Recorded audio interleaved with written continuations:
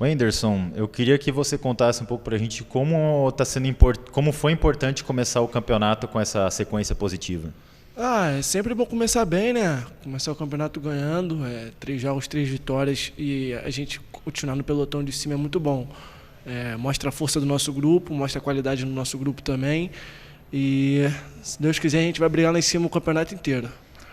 E Wenderson, você junto com o grupo ali tem se destacado bastante, né, vários jogadores na seleção da rodada. Você chegou no Guarani, você veio ali não sendo titular, mas você buscou seu espaço e agora está conseguindo jogar assim como titular. O quão é importante o jogador estar sempre preparado para quando surgir a oportunidade agarrar? Sim, as coisas levam tempo. Cheguei aqui sabendo que não ia ser um desafio muito fácil, que o grupo era bom, o Guarani é um time grande, que ia ter jogadores de qualidade.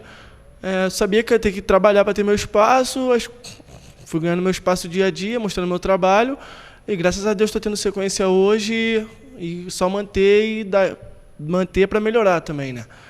E falando disso, né, Wenderson, quão é importante ter um grupo para um campeonato desse, né? São 38 rodadas, a gente vê que quem entra está correspondendo, né? E como que isso fortalece o grupo? Isso é bom porque no dia a dia também nos ajuda a evoluir.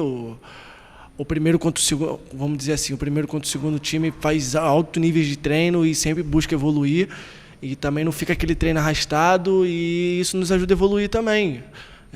No dia do jogo, quando a gente troca, vê que não perde a vontade, não perde nada. Às vezes até aumenta o nível do nosso time e é daí para melhor. E falando agora sobre esse jogo contra o Juventude lá em Caxias, né? Uma sequência de 2 jogos fora. Como que vocês têm se preparado para essa maratona aí de jogos fora de casa?